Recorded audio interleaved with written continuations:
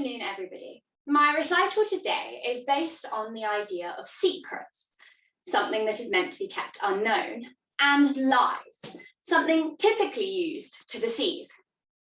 Now, we all keep secrets for various reasons, and at some point or other, we've all told a lie.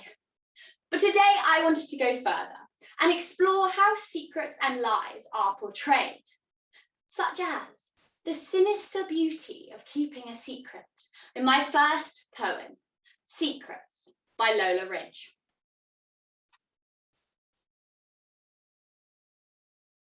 Secrets, infesting my half sleep. Did you enter my wound from another wound, brushing mine in a crowd? Or did I snare you on my sharper edges, like a bird flying through cobweb trees at sunup, carries off spiders on its wing? Secrets, running over my soul without a sound. Only when dawn comes, tiptoeing, ushered by a suave wind, and dreams disintegrate like breath shapes in frosty air. I shall overhear you, barefoot, scatting off into the darkness. I shall know you, secrets, by the litter you have left, and by your bloody footprints. Whilst secrets can be used for good, lies, on the other hand, are a different matter,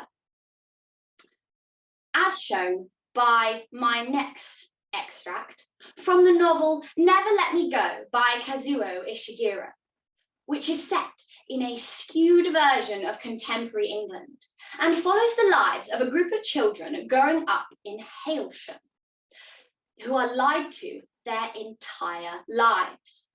Finally, they find out the only reason for their existence is to be raised as organ donors. In this extract, the character Kathy remembers her first meeting with Madame, the mysterious lady who oversees the children's development.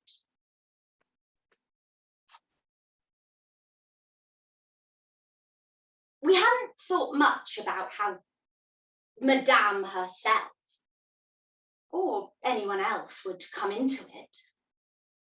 What I mean is, until then, it had been a pretty light-hearted matter, with a bit of a dare element to it. And it wasn't even as though Madame did anything other than what we predicted she'd do. She simply froze and waited for us to pass by. But we were all so keenly tuned in to picking up her response, and that's probably why it had such an effect on us. As she came to a halt, I glanced quickly at her face, as did the others, I'm sure, and I can still see it now. The shudder she seemed to be suppressing, the real dread that one of us might accidentally brush against her. And though we just kept on walking, we all felt it. It was like we'd walked from the sun right into chilly shade. Ruth had been right. Madame was afraid of us. But she was afraid of us in the same way someone might be afraid of spiders. We hadn't been ready for that. It had never occurred to us how we would feel. Being seen like that. Being the spiders.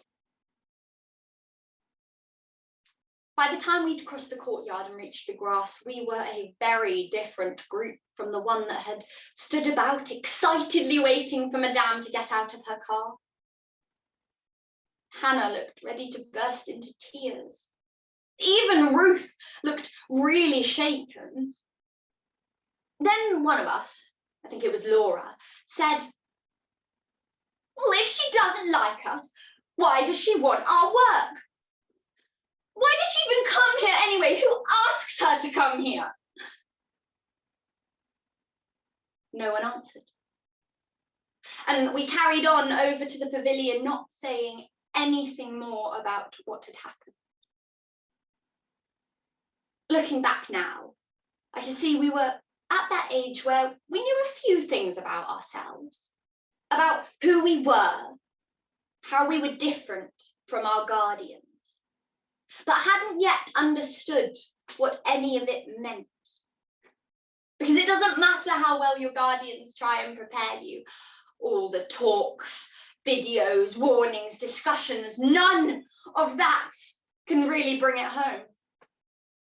Not when you're 8 years old and you're all together in a place like Hailsham, when you've got guardians like the ones we had.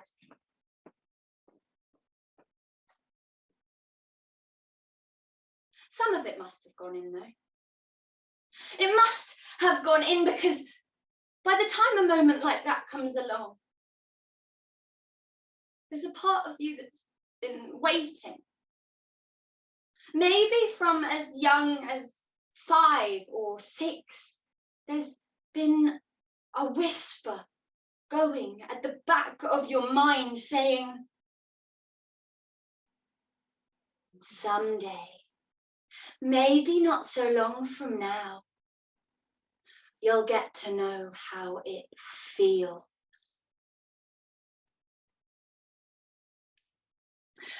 Finally, I wanted to explore how keeping a secret and telling a lie can easily become intertwined. In my last piece, a scene from My Mother Said I Never Should by Charlotte Keatley.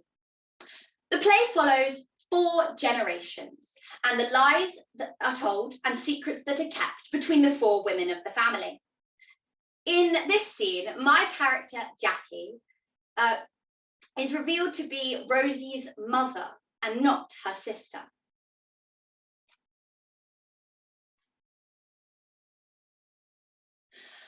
How dare you?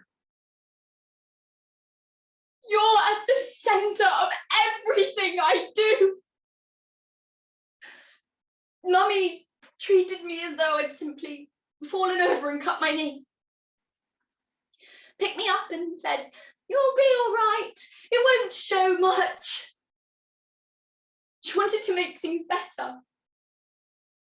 I wanted you, Rosie. She was the one who wanted it kept secret. For the first time in my life, I took care of myself.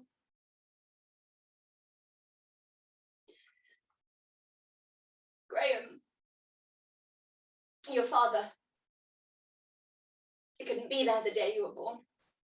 He had to be in Liverpool. He was married. He loved me.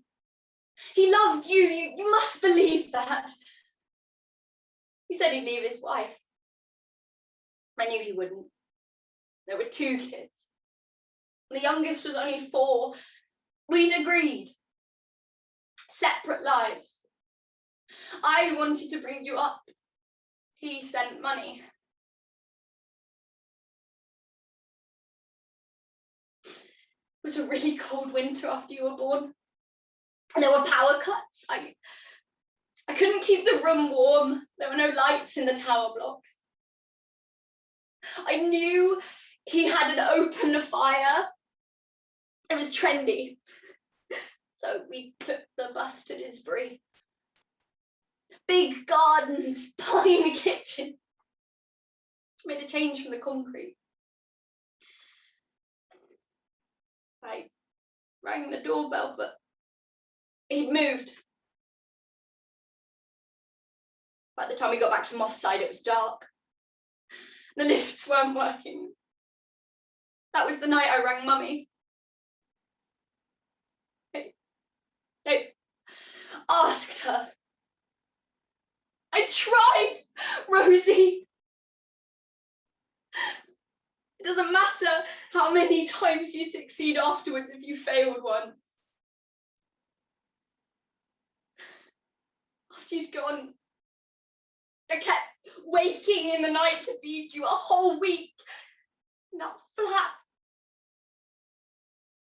And then I went back to art school.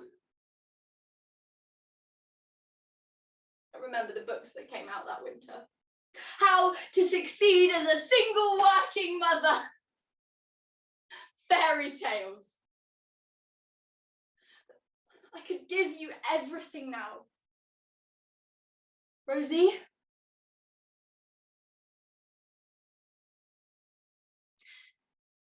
In conclusion, although we often lie and keep secrets for the right reasons, very rarely do we have the right outcomes. As shown by my last piece, keeping a secret can often lead to the manufacture of lies, and lying can often lead to a web of deceit. As said by the writer Michael Scott, fools lie, clever men tell the truth. Thank you.